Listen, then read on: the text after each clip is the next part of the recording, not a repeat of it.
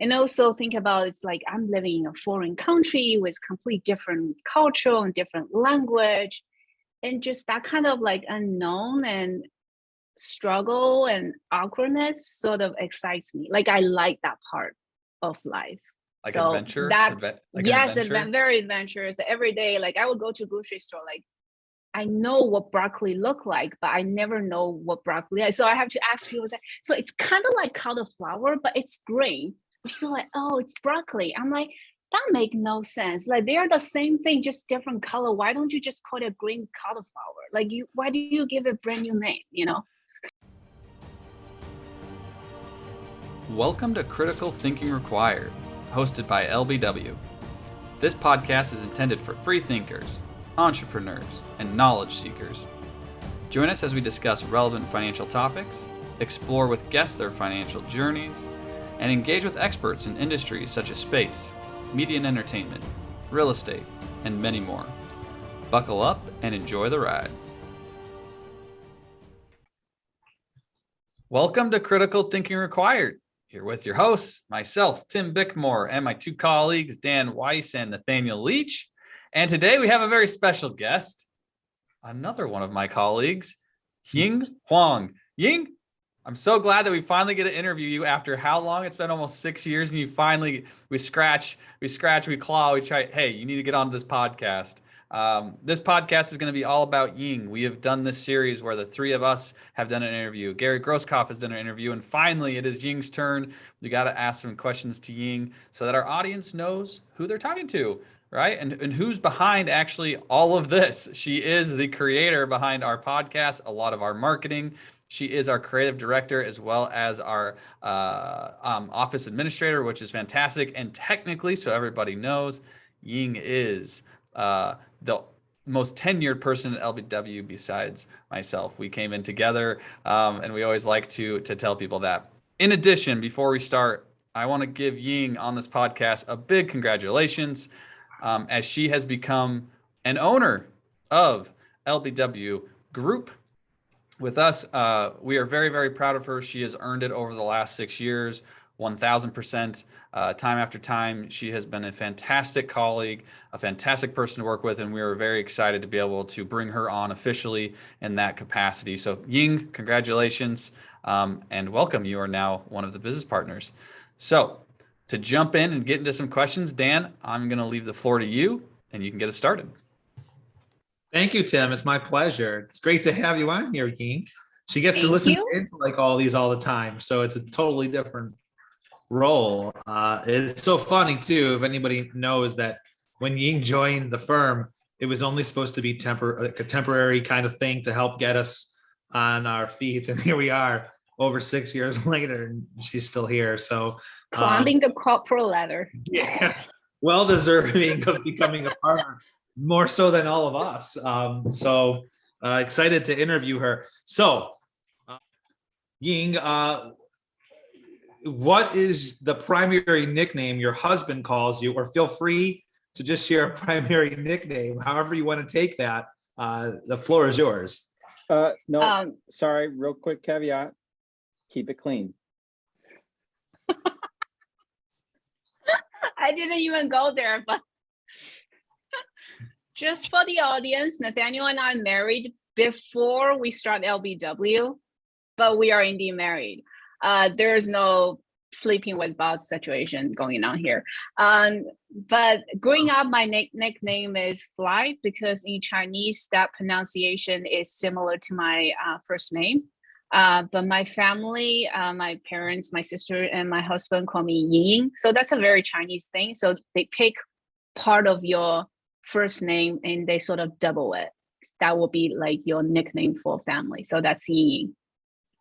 Ying, actually, I don't want to make this podcast about Nathaniel, but since you kind of bring that up, that there's this, Chinese pronunciation or perspective on nicknames, does Nathaniel have a nickname? Yes. Yes. So his name is Nathaniel. So my parents picked the front part, so call him Nene. So that's a double N-A. And then they also, because they're obviously last generation, so from senior perspective, they are adding a 小, so they call him 小妹妹. So 小 means like little, junior, young. So basically it's like little Nathaniel. So going forward, people are fine to call him Shanene.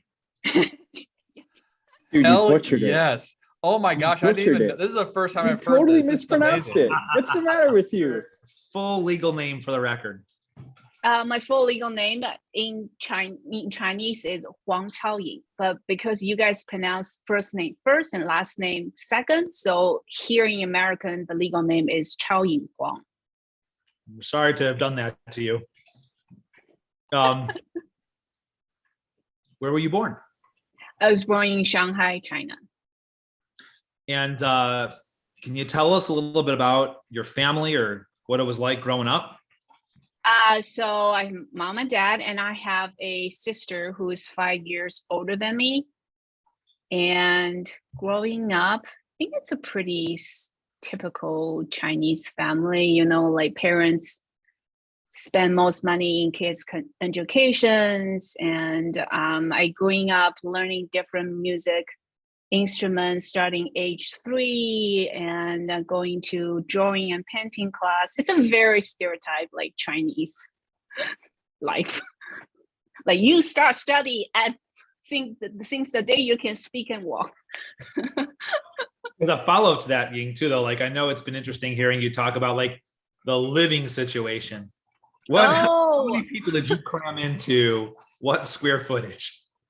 So it's a very different situation because like I think in America you guys have developed throughout a longer period of time compared with in China. We definitely economic wise boomed in a very short period of like 20 years so. So when I was born, there were 12 of us family wise live at the same time in a 127 square footage condo. So not anymore, but that was back in the late 80s when I was born. Yeah. That's usually in Wisconsin. I think that's usually people's bathroom size, I would say. The master bathroom probably is that size. So yes, there are 12 of us living in your bathroom. Day in, day out. But it's a different time back then is that majority of people don't go back home until they have to sleep. Like they after work, they hang out with their neighbors on the street in their neighborhood. Like nobody actually go back home until they sleep. So it's not as bad as you think, but it's just a different situation. And also I was only like, we moved in early 90s, the Chinese government starting to giving out condos for free because they now starting to build condos. So we quickly got each household will get their own condo. So I moved out when I was like 3 or 4. So I don't actually remember living like that. I just have picture to prove that I lived that way, but I don't really remember. The proof is in the pudding, Ying. The proof is in the pudding. That's why I like the picture. I'm actually excited to ask this question because Ying always says like, oh, my English isn't that great. I'm like, Ying, you speak better English than I do. And English is my first language. Your English is actually great.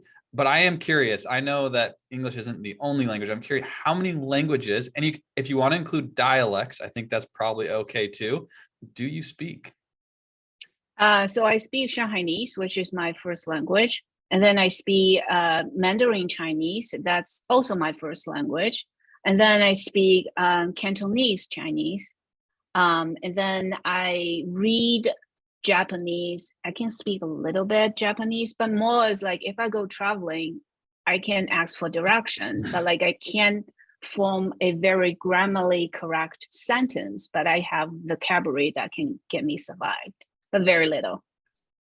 And well, you got one more in there. Oh, and English. There you go. And English, the other one. I'm curious, seeing just from growing up and everything, we would consider this like some of your favorite pastimes or things that you really enjoy doing, hobbies, things that are kind of on the side. What are some of the pastimes that you enjoy? I think in terms of past time, I enjoy the most for that 2 years I lived in Washington, D.C. for my grad school, because that was like the first time I live without my parents, like by myself. And also think about it's like I'm living in a foreign country with complete different culture and different language. and just that kind of like unknown and struggle and awkwardness sort of excites me. Like I like that part of life. Like So adventure, that like an yes, adventure. very adventurous. Every day, like I would go to grocery store, like I know what broccoli look like, but I never know what broccoli is. So I have to ask people, so it's kind of like cauliflower, but it's green. People are like, oh, it's broccoli. I'm like, that make no sense. Like they are the same thing, just different color. Why don't you just call it a green cauliflower? Like why do you give it a brand new name, you know?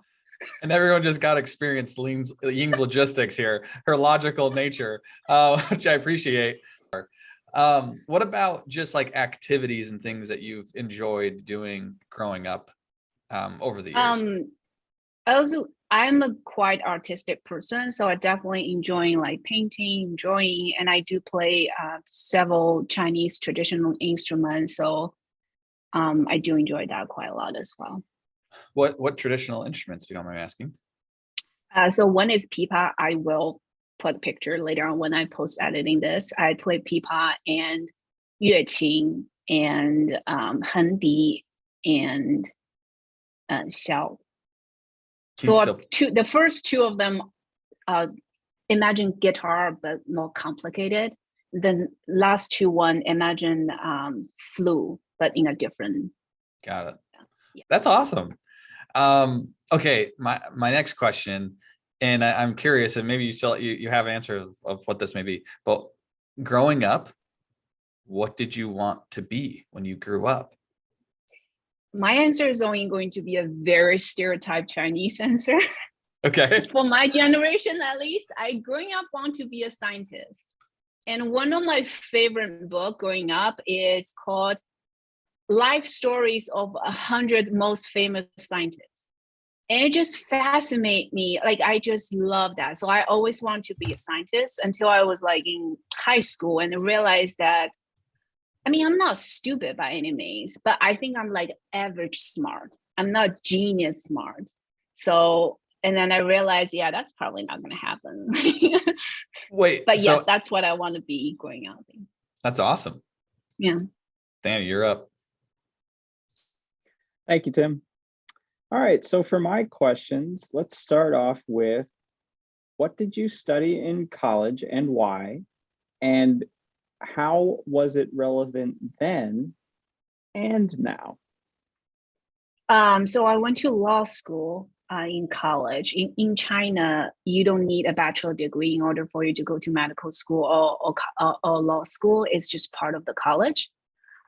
So, and there's no particular reason I pick it. It's just because my SAT is high enough to go to law school, and everybody's like, oh my God, you can go to law school. And also my mom's like, well, you have never lost an argument, period. I'm like, that makes sense. So, so that's probably a good job for me. But yeah, that's why I went to law school, and I don't know if it's relevant in a very specific way, but I think it's more in generalized. It more teach you how to think and how to view a problem rather than a very specific, like, oh, this knowledge or that knowledge. I think it's more like critical thinking.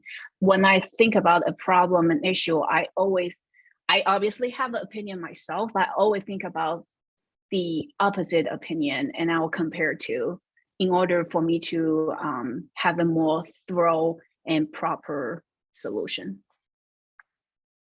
Yes, I have experienced this many times. It is not possible to win an argument. I've won small pieces of an argument, but I always lose the battle. Oh, and see, she makes me think that I won some of those, but maybe I really didn't.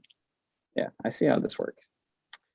So can you tell us, during the summers of your going to college, university, what did you do for summer jobs?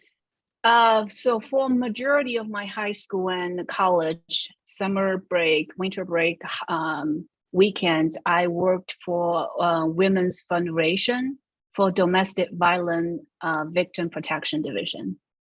And funnily enough, that's also, I worked for them for like 6 years, almost.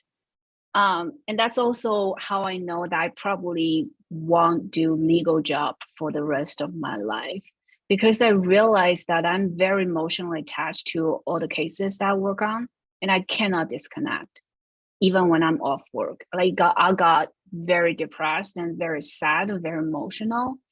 And I feel like for those cases, those victims, they're looking for strength and protection and guidance. And I'm just like as sobby, as sad as they are. And I just don't think that's fair for them either. And it's not fair for me. But that's what I did for 6 years during college. And I also realized that that's probably not for me for the long term. All the more power to you. I don't know. I'm with you. I couldn't do it. That's a hard job. Yeah. So after you graduated from college, when did you decide to come to the US and why? I always know what I want to do grad school in a foreign country, because I really want to experience like living by myself in a foreign country with a different culture before I, like life that you have to get married and have kids, that sort of thing. My first choice will be London, but London is really expensive, and US is just slightly more affordable consider the exchange rate and everything. So yeah, I went to Washington, DC for my grad school in 2010. Yes. That long. Oof. I know. The other day when Nathaniel told me, "Oh, honey, do you realize like a third of a life you spending in America?" I'm just like, excuse me? That really kind of shaked me. Oh that my really freaked you out. God. That was my goal. And so much of that has been spent with us, Ying. Yay! I know, and that's a good thing though. But yeah. I'll just ask about how your role has evolved from when you started to where it is today, and maybe where we think the future might hold for it, and so on. Yeah, so I started working for LBW as a very typical office managers, handling the paperwork, and that's pretty much it, I think, at the time, right? And it has definitely grown in a sense that I slowly taking over the entire day-to-day operations, and then we get on marketing and on social media, running social media platforms, and editing the podcast and doing our annual client appreciation video, which by the way, last year we did a Harry Potter theme. So if you haven't watched that, I'll put a link out there. It was a lot of fun. But Tim, back to you. All right. I got some good questions. I got some good ones. My next round, I like to ask this one. Ying, in life, what failures have you cherished the most? I actually have a relatively not a lot of failure in life that I consider failure. I think the biggest one is so I was always the head of student union at school, all the way from elementary school all the way to high school. And 1 year exception was third grade, I failed. And when I ask people why, their reaction is they think I'm very arrogant. And I was like, I don't think so. Because you guys know me. I didn't change that much compared with a kid personality-wise. I was like, that's interesting. And then now looking back as an adult, I felt like it's not because I'm arrogant. It's because how I convert message. Like sometimes I value efficiency over, I think that if my decision is correct and the situation is quite urgent, I would just like, let's do this, and I expect everybody to do it. But then the reality is people want you to explain and people want to be part of the decision. So to me, that if decision is correct, if the result was good, I thought we could just move on to the next task. But the reality is, if there's a time sensitivity to it, yes, you did it. But then afterwards, you should talk to people. Hey, this is why I made this decision. And then going forward, maybe we can do da. I just didn't realize that part was important. So I was always, we did such a Good job. All right, next time. Move on. It's a good answer. I like it. I like that answer. Thank you. Hey, and you said that was in 3rd grade? Yes. Hey, learning from a young age, Ying. I like it. I like it. What are some of your greatest mentors in life? Like, who would you consider a mentor and why? One of my most important mentors in my life is my high school chemistry teacher. Because I was suffering from depression due to PCOS, because my hormone is just completely out of whack, caused a depression. And I think one thing he taught me very important in my life is that he said that if you cannot see the future right now, then you focus on present, you focus on today. So I think that whenever I have difficulty, I always remember that, and not to worry about future, because that's something that I'm actually not in control of. So not waste my energy on worry about something that I cannot control, but focus on something that I can control, which is what I do today, what I say today, and what I plan today. I love that. Yeah. And what was the name of your chemistry teacher? Xu Weizhong. Shout out to him. That's awesome. At him that's really cool. on Instagram. Yeah. We can add on Instagram. You can start following LBW. No, that's a really cool story though. That's awesome. And it goes out to, obviously, teachers are very impactful to the youth in a lot of ways. And I know that a lot of teachers nowadays are underappreciated and underpaid, but I won't let you know that little things you do, you will literally change a person's life. Like at that point, when I was in high school, at one point I was thinking about like dropping out. It was not for any particular, I wasn't bullying. I was very popular at school. It's just that depression thing. I don't know what I'm doing and what's the point of everything. But so it was a very difficult period of my life, and he definitely dragged me out of depression and pushed me very gently, but pushed me moving forward. It's an awesome story. That's actually really cool.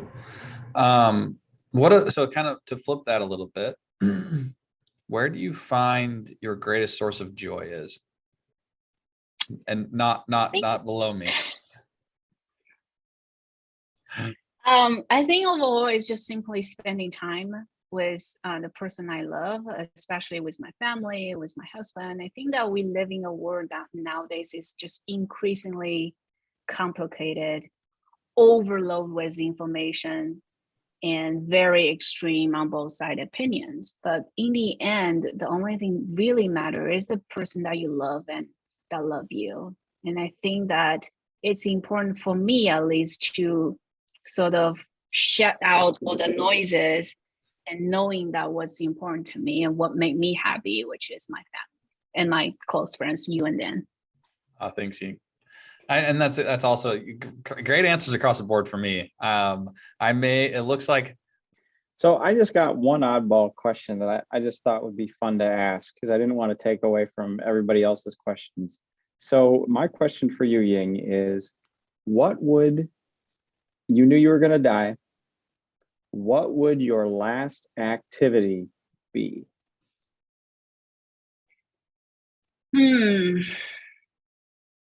It's gonna be a couple activity into a kind of one day event.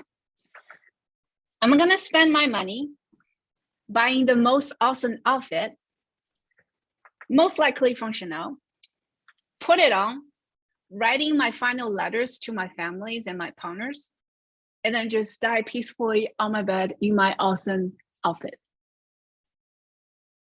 That was not envisioning how I thought that would go. I mean, I figured the Chanel aspect, but obviously if in the future you buy me, like we buy diamond and stuff, and do like the full set, like. There it is. Okay, because I thought just the Chanel was like, all right, that's great. Where's the they sell diamond too? Ying, I got a follow-up question on that. Like, is this kind of like queen, like not even king and queen, it's like Egyptian style? Hey, I want to make sure I go to the other world with like my Chanel, bring my diamonds. Is like that kind of the theory? Like, where are we going with ruby on my eyes, gold leaves on my. I don't know. Is This that The what was we're the latter answer I part was is looking more for. important, obviously. Like I want, if I die young, and then I want make sure that my parents have something to remember me with. Got it. but Got it. I like but the hey. I like the the diamond part is diamonds. also important, you know. Okay. Did you put Feel this like- in your final burial instructions inside of your guys' trust? Oh, I should do that. Yeah.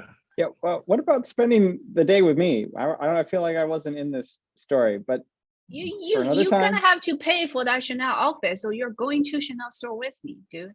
oh, and that's it. Oh, okay. I don't get to spend. All right, it's cool. I see how it is. It's all right. Nathaniel, you get a letter. She mentioned you get a letter. So Yeah, but so does her family. That's nothing. A very specific letter for you. But yes, I mean, obviously, if there, because I only say that because my family living across the ocean. But like the most ideal situation, obviously, I want to be with my family. I want to be with Nathaniel. And if we have a dog, I want to be with my dog. Sounded like a veiled hint. A Crap. long-term hint. Hmm. Dan, I pass off to you. Yeah, all right. Well, I guess before we leave the Nathaniel subject, because we definitely want to leave that be here in a second, can you, Ying, tell us perhaps what you most cherish about your husband, Nathaniel, and what you think maybe would fit into his category of needs most improvement? Oh, so many. I need Just a one. long list. One, we don't want to do another podcast on improvement. I think one thing I love about him is his self-discipline and his willpower once he decide to like do something. I think a lot of people know that he's a Marine, but what people don't know is that he was like close to 250 pounds before he joined Marine. And then he went to the listing office. They're like, yeah, we're not taking you for obvious reason. But he started to like run every single day, and he lost like how much? Like in a very short period of time, he lost like 20-30 pounds in a very short period of time. And then they took him, and then in Marine you have to go through boot camp in order to formally become a Marine. It usually takes people like 3 months. It took you how long? 6 months. Because during that boot camp, he had 1 surgery and 2 hospitalization because his body was just not, trying to catch up with the average candidates. And and even the officers in boot camps tell him you should give up, like you're not going to make it.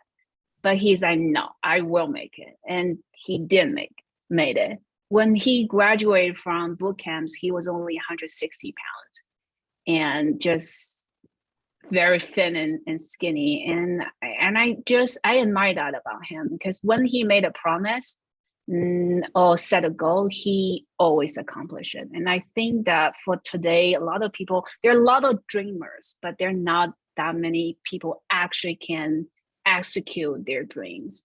And I think that's very wonderful about him. And in terms of things that he can improve, I think that kind of go hands to hand with his like strong suit is that when he execute, he's kind of control freak, because he's trying to do his best. But when he work in a team setting, he's like very controlling and very specific. Yes, like definitely. And I think that he's absolutely working on it, because I can see for the past 6 years how he grow in terms of communication and then compromise. But like, not the most easy person to work with, but also not the most terrible. I mean, we all we all say that we love having Nathaniel as part of the team, but we can only handle one of him. But we love having him. You're right. He's gotten better about that stuff, and it's very. You're right. It's very. I too admire his iron will. It's annoying, but it's very admirable nonetheless. And I also think that especially for me as a wife perspective, I think that you cannot cherry pick a person's personality. Like if you cannot handle his worst part of him, then you don't deserve the best part of him. You know, it's kind of a package. You take it or you leave it, and I choose to take it. So, Ying, can you tell us something about yourself that most people don't know? in my mind, making up story, very detailed story since I was very little, and that story will keep evolving. I still have those story going on, growing those story as of right now. Like I have very, very specific detail, like whose name is what, who's wearing what clothes, what kind of castle it looks like, what kind of, you know, what the name of the country is, who's getting married, who's getting divorced, like a very specific detailed story. So like whenever, even now, when I'm like 33, 34, when I get like stressed out about work, I will like go to bathroom, just lock the door, and then I will go through the story in my mind. It relaxes me, it calms me, because I think it's a control thing, because I am in full control of those characters' storyline and fate. So it gave me a sense of like, whew, and then I can go out, face the reality that I cannot control, and feel better about it. So I have a follow-up, just speaking Yes. on the personal end. So what I'm hearing you say is that there's a whole world inside of your head that we got to Yes. get out onto paper or into No. a computer game or video No. game or something. We have to monetize Yes, this. that's what I was This is a saying. market opportunity. Is this like Harry Potter? Am I missing out on the greatest artwork of all time? Like what is in You're your J.K. head, and we need to Rowling. get You're it J.K. out? Rowling. Yeah, Yes. you've been holding back on me. I don't be the sugar mama. We talked about this. Be my sugar mama. No issue here. After many years of knowing you and almost as many years working with you, we've started to notice an oddity as it plays to like, like That I'm so beautiful. no, we knew that from the start. This is something that has just been discovered in the last, I would say year or so, that you struggle when there's a certain number of stairs or, with odd steps or something out of an order. M&Ms, Skittles, Starburst. How do you think that is?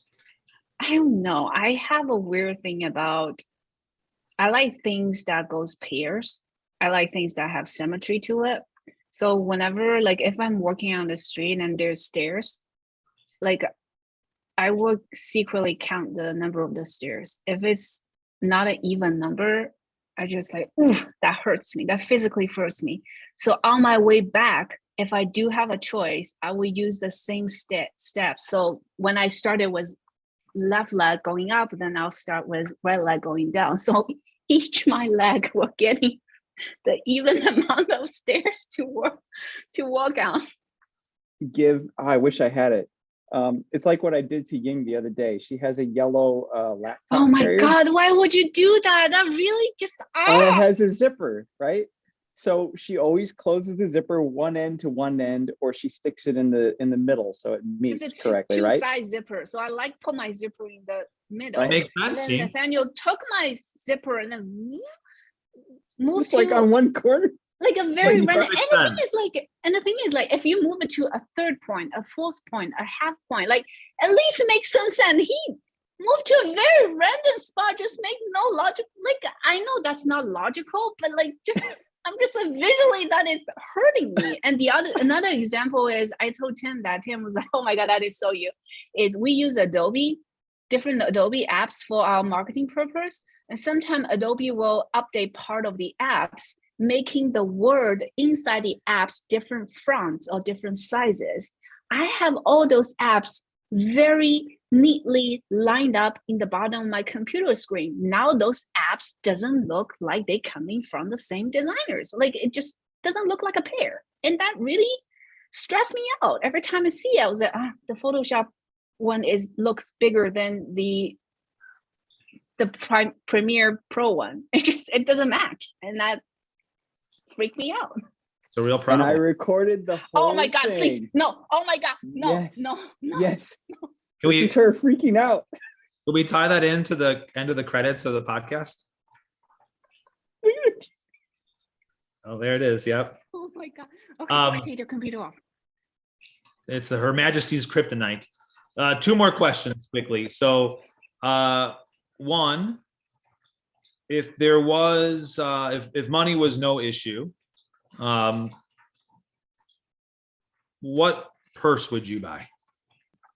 I think probably a Elmer's Kelly size 25 red color with gold hardware. There you go. There's our answer. And in a recent podcast, just talking about the evolution of the firm and so on too. I bring this up only because a few clients have asked me some questions on it. You didn't get the opportunity to, would you like the opportunity for a rebuttal or any kind of commentary as it relates to the story we told on our podcast about you showing up to work with no pants? Not that it would be not a problem in summer, but in winter on top of that. We've had a lot of questions, and we just thought it'd be nice to give you the opportunity to address that if you would like to, or would you like to just no comment? First of all, it's not that I didn't wear pants, okay? It's wintertime. I have my tights on. So there's definitely something on my waist that I can feel it. I just didn't put my skirt on. Because there's something on my waist I can feel it. So I'm like, I assume that, yeah, I put everything on. So I forgot my skirt, okay? I mean, it's a semi see-through, but it's not completely see-through. All right. Okay. That's your one opportunity. Yes, most likely will not happen again. And I encourage our future employee, please do not make the same mistake. Okay, great. Thank you. Tim, on that note, do you want to leave some final comments? I will leave some final comments. I guess first things first. Yeah, that's a good one. It's a good story. Just I'll laugh about that every time. But my final comments really come from this is Ying. I actually learned some things about you today, which I really appreciate. I think you had some really actually great answers to the failure, to the joys of life. I really appreciate it. And I think my biggest one is that I just appreciate you for being with us for the last 6 years. I wasn't joking around when I said that Ying was literally the beginning of this firm, and she's done so much for us when honestly she really didn't have to. And that is something that I think we're all very extremely grateful for. And I also appreciate it because Ying brings a different perspective to this firm. She brings a different perspective, I think, even to my life outside of work. And it is just always fascinating to listen to how she grew up, where she's from, what she's done. I feel like I learned from you a lot. You are always the one that will say, my English isn't good. I'm like, Ying, you're 10 times smarter than I am. And sometimes that logical brain of yours is really, really is good. Not to my benefit, but to yours. But overall, it really has been over the last 6 years, just been an absolute joy to get to know you as a colleague, as a friend. And I just appreciate your honesty on here. Like, I think that's our clients to get to know you. And I feel like this is Ying, and she's been behind the scenes helping us grow in every aspect of the word. So just thank you. That's what I have to say. Appreciate it. Oh, thank you. That's so sweet. Yeah, I learned some things too. I think, God, I guess I've probably known you for 10-ish years now, I want to say. And I didn't know that you played those instruments. Nonetheless, it really has been a pleasure. But before I kind of get into that too, I just really want to echo too how much I appreciate your story of your mentor and your shout out to educators. Coming from a long line of educators in public school systems myself, I think you're right, they just do not get the praise that they deserve because they make such a great impact on people without realizing it's a very hard job. So thank you for saying that. The firm would not be the firm without you. So I'm just really glad that you helped us get off the ground and that you have chosen to stay for all these years. I hope that's always the case. It's just the story you were telling about like how you sometimes can give people the wrong impression. I mean, I've seen that side of you before too, which is very efficient. And then I've seen the spirited side that you bring that fits really well with the culture. And I knew that before, even at your, being present at yours and Nathaniel's wedding, and then the reception in his parents' backyard, and watching you. How many dresses did you change into that evening? Nonetheless, 3? like I just think that there's just always a spirit and a style that you bring to the firm. It's just really a pleasure to have you be part of us. You make us all better, and it's just really great to have you part of it. Shishi, and we all very, very much love you and are glad that you are part of this endeavor. So that's what I got. And Nathaniel, it's all yours. Thank you. But so for me, it's both a personal and a business. When people first heard that we would be working together, the look on their face was very transparent. And bad idea. Don't do that. And we're in the same boat. We don't really work together, so it's worked out quite well for us. So we like to joke around here about how Ying is my interpreter. So a lot of people, when they hear that, they think, huh, he's the guy who speaks English, she's Chinese. Well, it's because her role here is not just office manager, creative director, marketing. She's evolved so much beyond that. She is a team player, but she also has the capability to be and has been a leader. I like to joke about how she was the queen bee of her school. She truly was, but she wasn't like. What's the nice one? She was from what I've heard, she was always nice to others. Maybe we should have asked this as a question, but there have been some physical altercations, I would say justifiably so, where one young man, he got kicked hard, but she did it because she was standing up for her friend who was bullied by that boy. And it's one of the many things that personally I love about her, but also professionally, we know that she is somebody who she will always back us. She is loyal, she is understanding, she can work well with others, and she can lead when the situation warrants it. And those are some of the qualities, but certainly not all, that we really appreciate about you, Ying. And I think I speak for us all in that regard. So with that, we'd like to pass it off to you, and please say your last thoughts.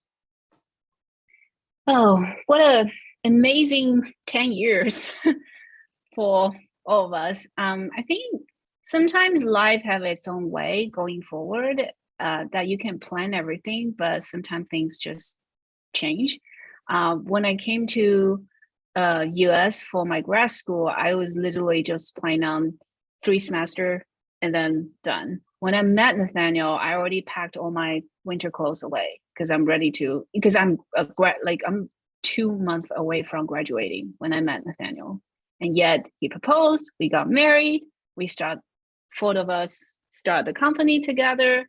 And it just, I guess I learned for the past 10 years that it is okay things didn't go according to your plan. And if you embrace it, and if you have great partners like I do, both in personal life and in business, change is actually a very good thing, that it can bring you to somewhere that even better and that than you can even imagine. So yeah. Ying is right? Things don't always go as planned, and that is perfectly okay. Thanks again, Ying, though, for joining us tonight. and sharing just a little bit about your life. And thank you to our audience for tuning in and hearing us just talk. We greatly appreciate all of you. Have a great night and take care of yourselves. Thank you for taking the time to start your journey of thinking differently and listening to LBW talk about stuff they love. Until next time.